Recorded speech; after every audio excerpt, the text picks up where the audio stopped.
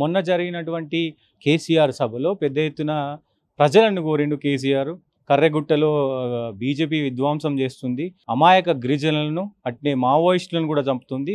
మావోయిస్టులు ఎప్పుడూ లేని విధంగా చర్చలకు సిద్ధం అంటే చర్చలకు పిలవకుండా వాళ్ళను విమర్శిస్తూ ఉన్నారు. సో వాళ్ళను పొట్టన పెట్టుకుంటూ ఉన్నారు. బీజేపీ ధారణకాండ చేస్తుందనేది కూడా పెద్ద ఎత్తున కేసీఆర్ విమర్శన. ఈ నేపథ్యంలోనే అటు రాష్ట్ర ప్రభుత్వానికి కాంగ్రెస్ సంబంధించిన మంత్రులు అటు సీతక్క కావచ్చు అందరూ కూడా లేఖను సమర్పిస్తూ ఉన్నారు. రేవంత్ రెడ్డి గారు కూడా నిన్న జానారెడ్డి గారితో కలిసి మీటింగ్ చేశారు, 1 గంట సేపు మీటింగ్ చేశారు.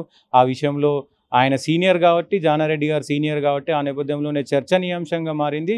కేసీఆర్ ఎప్పుడైతే మొదలు పెట్టాడో అప్పటి నుంచి కూడా అటు మంత్రులు కావచ్చు, అటు రేవంత్ రెడ్డి కావచ్చు, ఈ కర్రెగుట్టకు ఏదైతే సంబంధించి మావోయిస్టుల ఆపరేషన్ కగార్ ఏదైతుందో, ఆపరేషన్ కర్రెగుట్టలు ఏదైతే ఉన్నాయో దీని మీద తెలుగు రాష్ట్రాల్లో కూడా పెద్ద చర్చనీయాంశం. ఈ నేపథ్యంలో ఈరోజు అటు భద్రతా బలగాలు కూడా అటు పచ్చ జెండా ఊపినట్టు కూడా తెలుస్తూ ఉంది. ఇండియన్ జెండా కూడా ఊపారు. ఏదైతే మావోయిస్టులకు సంబంధించిన మొత్తం అంతా కూడా ఆపరేషన్ సక్సెస్ అయిపోయింది, ఇంకా ఎలాంటి మావోయిస్టులు లేరు అంటూ కూడా వాళ్ళు ఇండియా జెండా ఊపి విజయోత్సవ సభలు కర్రెగుట్టలో పోలీసులు అంతా కూడా చేస్తూ ఉన్నారు. ఈ నేపథ్యంలో వారం రోజుల క్రితం నుంచి వీళ్ళు 9 రోజులుగా ఈ ఆపరేషన్ చేస్తూ ఉన్నారు. ఆపరేషన్ కర్రెగుట్టల పేరుతో ఆపరేషన్ చేస్తూ ఉన్నారు. ఈ నేపథ్యంలో ఈ రోజుతో అది అయిపోయింది. విజయోత్సవ సభలు పోలీసులు తెలుపుతూ ఉన్నారు. 10,000కు పైన దీంట్లో పాల్గొన్నారు. అందరూ కూడా మీరు విజువల్స్లో చూడొచ్చు, జెండా ఊపుతున్న, ఇండియా జెండా ఊపుతున్న పరిస్థితి. సో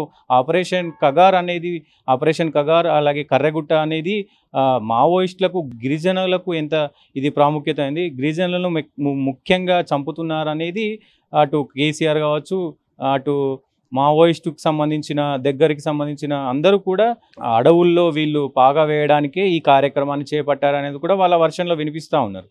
మరి ఏదైతే కర్రెగుట్టలు ఆపరేషన్ ఉందో అదైతే సక్సెస్ అయిందని తెలుస్తూ ఉంది. మరి చూద్దాం మరి ఏం జరుగుతుంది ఏందనేది, ఇంకా పూర్తి వివరాలు అయితే తెలియాల్సి ఉంది.